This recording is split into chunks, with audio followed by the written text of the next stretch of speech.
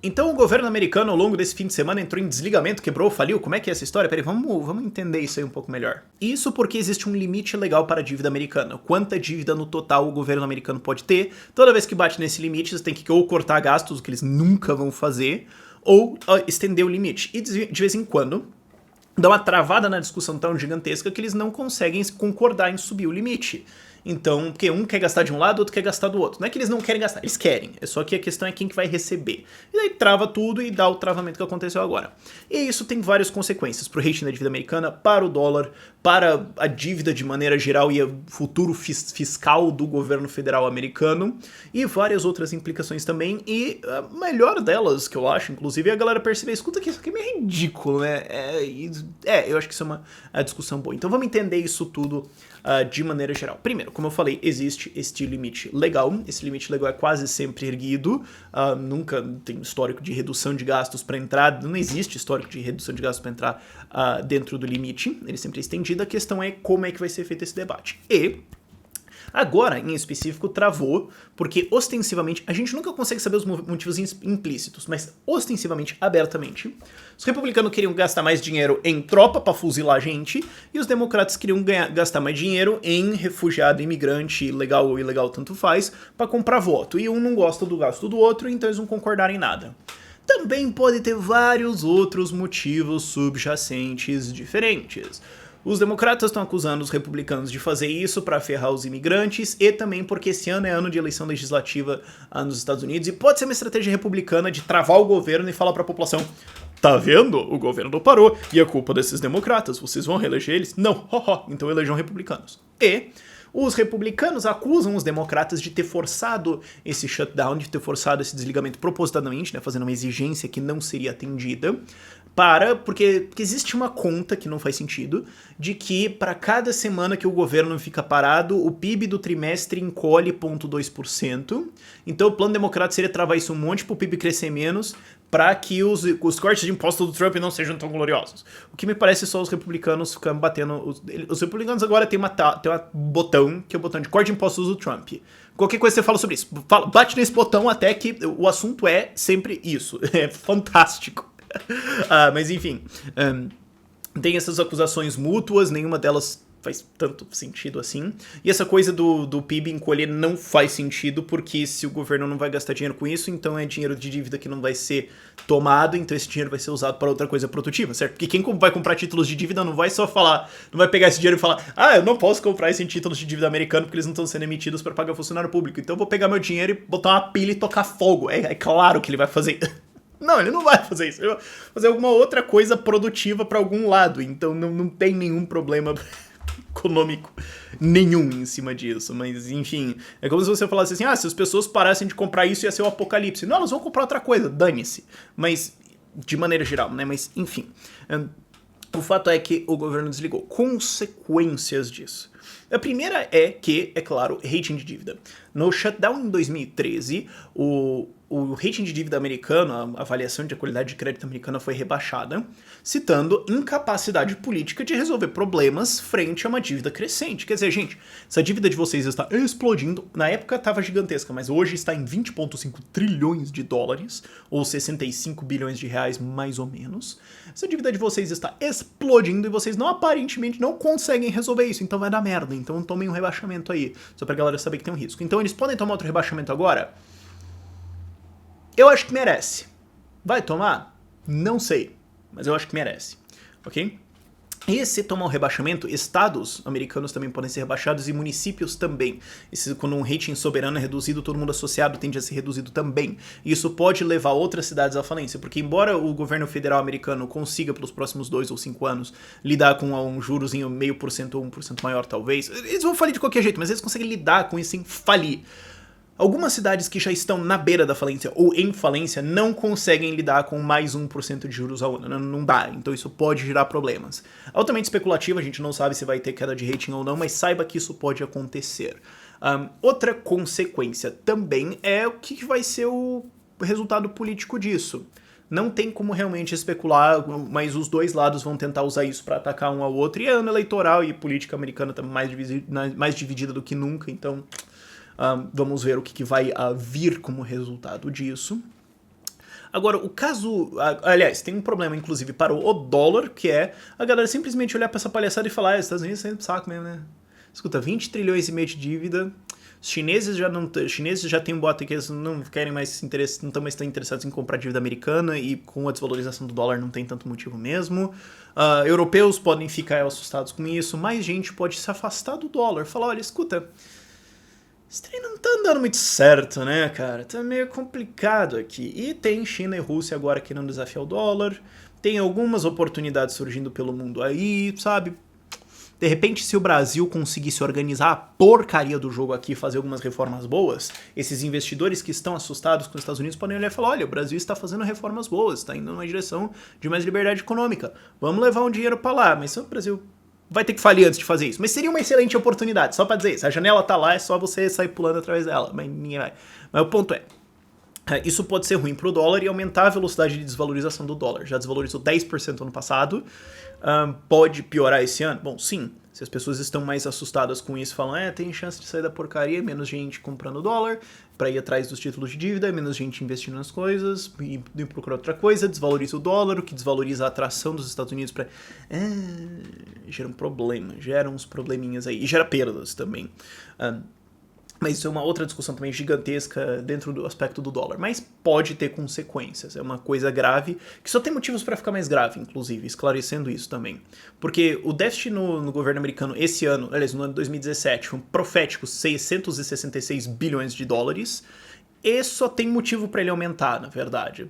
Só vai crescer, a gente pode estar muito em breve aí nos déficits de 1 trilhão de dólares ou mais. E isso se a gente imaginar que não vai ter nenhuma crise econômica nos próximos, digamos, 5 anos. Então, complexo o negócio aqui. Essa situação de déficit só vai se deteriorar, a dívida só vai se deteriorar, a coisa só vai aumentar, o pagamento de juros só vai aumentar, o que vai apertar o negócio mais, o que vai dificultar ainda mais que os dois partidos concordem em gastar. Então, boa sorte. Esse é o novo normal agora. Esse é o que a gente pode ter certeza agora, dessas várias possibilidades aqui, a gente pode ter certeza que, nos preocupa, vai ficar mais merda. Relaxa, ok? Isso aí você pode botar dinheiro em cima. Agora, a outra coisa legal é que isso faz as pessoas perceberem, escuta que a gente precisa desse negócio mesmo, porque o que acontece quando o governo entra em shutdown? Bom, o que acontece é que ele se financia via assalto e emissão de dívida, quer dizer, impostos e emissão de dívida, e ele gasta. Como ele gasta mais do que ele consegue roubar da população, ele tem que tomar dívida. Então, se ele não tá conseguindo tomar dívida porque bateu no limite, tem que cortar gasto. Ou seja, é forçado. Então, tá vendo? Isso valida aquela coisa que eu vivo falando de voto ofensivo. Você não precisa reduzir o governo. Você não precisa. Você só precisa fazer com que ele pare de funcionar. É só isso. E para fazer ele parar de funcionar, você não precisa de maioria. Você precisa de 5 a 10% do legislativo. Você consegue parar essa porcaria inteira. Inclusive, o Senado parou por o quê? 10 votos. Eles precisavam de 60 votos, eles conseguiram 50. Então, 10 votos de 100 senadores, 10%. Então, com 5 a 10% do governo, você consegue travar os caras. Na Câmara foi até apertado, um pouquinho mais apertado do que isso. Não, aliás, na Câmara passou, mas teve uma situação que foi também por 2, 3 votos, então, veja bem, é relativamente fácil você travar esses caras. Mas enfim, o fato é, o negócio para e o que o governo americano faz? Ele manda os funcionários para casa sem pagamento. Quer dizer, não precisa passar uma lei cortando o governo, não precisa passar uma lei cortando o gasto, é só não subir o limite da dívida. Da última vez, quando estourou em 2013, o Rand Paul, filho do Ron Paul, que é um senador lá muito bom, ele falou, olha, é o seguinte, republicanos que dizem que querem cortar gastos, ok? Não a galera que quer gastar tudo em bomba pra explodir gente por aí porque já é emprego, não. Republicanos que querem cortar gastos. É só a gente nunca mais votar pra subir o limite. Por quê? Porque daí a gente precisa ter uma votação específica no Senado pra gastar com uma coisa nova, que tem que ser, acho que, maioria de 2/3. Então, basicamente, a gente acabou de conseguir balancear o orçamento, porque a gente não pode gastar mais do que a gente arrecada. Massa. E se for alguma coisa realmente urgente mesmo, certamente 2/3 do Senado vai concordar. Então, vamos deixar assim. Claro, não foi deixado assim, mas só pra você perceber, você não precisa revogar todo o negócio, você precisa fazer com que ele pare de funcionar. Mas os funcionários são mandados para casa sem pagamento, e aí o governo tem que escolher que funcionários ele manda para casa, o que ele não manda, o que ele para, o que ele não para. E obviamente ele escolhe as coisas essenciais, ele escolhe o que é essencial para mim e o resto encosta, toca, posterga, etc. O que também é educativo para a população parar e pensar, mas peraí, se não é essencial, por que a gente tá tomando dívida a juro, certo? Para pagar uma coisa que não é essencial, que a gente podia parar de fazer em primeiro lugar? Porque isso você consegue pescar na lista de coisas essenciais que são feitas ou desfeitas. Primeiro, em 2013, a gente tem essa estatística, 40% dos funcionários públicos foram mandados para casa sem pagamento. Então, parabéns, você acabou de conseguir cortar a força de trabalho de penduricalho estatal em quase 1 milhão de pessoas em um dia. Puta, que inveja, cara. Fantástico que conseguiam fazer isso. Mas mandaram 40% para casa. E aí você vê, vamos quebrar isso por departamentos um pouco. Primeiro, departamento do IRS, Internal Revenue Service, o que é o equivalente deles da Receita Federal. 83% foi para casa. Ótimo, quer dizer, agora você tem, de cada 5 que trabalhavam coletando imposto, 4 foram para casa. Puta merda, agora esse país vai para frente. Nossa, aí vai resolver. Sim, 2/3 da Casa Branca vai pra casa. Não precisa, é opcional. Vocês não são essenciais. A gente consegue funcionar nessa situação sem vocês. Então, demite. Por que você tem em primeiro lugar? Cara, aproveita pra ter uma lição. Demite os caras. Pronto, mas não vai se demitir. SEC, o SEC, Securities Exchange Commission, equivalente aqui do Brasil da CVM, Comissão de Valores Mobiliários. Ou seja, quem regula mercado. De 4.600 funcionários, 300 vão ficar trabalhando. Ou seja, 4.300 não precisa, demite os caras. Porra, como é que... Quase todo o departamento do trabalho, quase ele inteiro, o departamento do trabalho, segurança do trabalho, inspeção, todo mundo pra casa. Não é essencial, tchau. Só que daí, olha só, departamento de justiça, 115 mil funcionários, desses 115 mil, 83 mil continuam trabalhando. Quer dizer, porque isso é essencial, justiça, ok, deixa isso. Os outros, demite, pronto.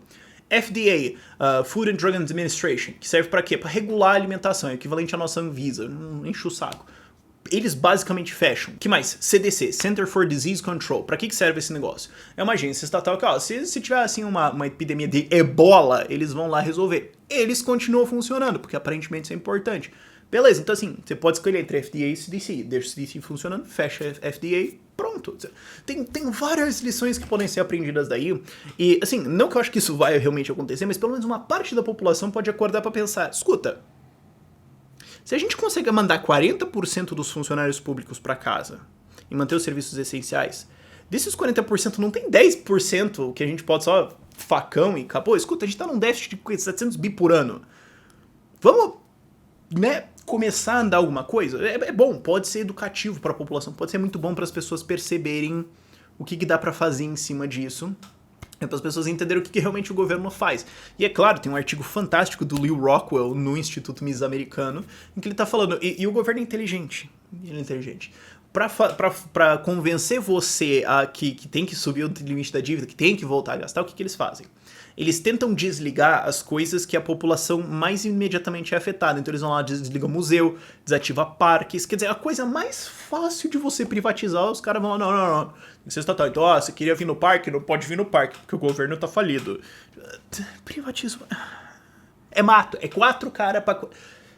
Eles vão lá e fazem isso pra dizer, não, então o governo tem que gastar. Só que daí vem aquele programa super secreto da NSA que serve pra espionar, ver se você tá mandando uma foto piroca pra tua namorada ou não. Aquele tem que rodar, né? Essas coisas eles não fecham, porque você não vê. Então, enfim, eles tentam fazer isso pra manipular a população. E o Lew Rockwell defende mais ou menos uma tese, e eu concordo que é bom desses shutdowns pro pessoal começar a ir percebendo que vem cá, peraí, tá vendo essas coisas aqui que são importantes? Privatiza. Essas coisas aqui essenciais, tá bom, tem umas coisas pra deixar aí no mínimo. E o resto, tchau, facão. Pode ser educativo nesse sentido. Essa que é a esperança que eu tenho no longo prazo, sabe? Libertários têm esse pensamento de longo prazo. E, curiosamente, conservadores criticam isso. Eu não entendo, mas, enfim, por esse vídeo é isso. Tchau, tchau.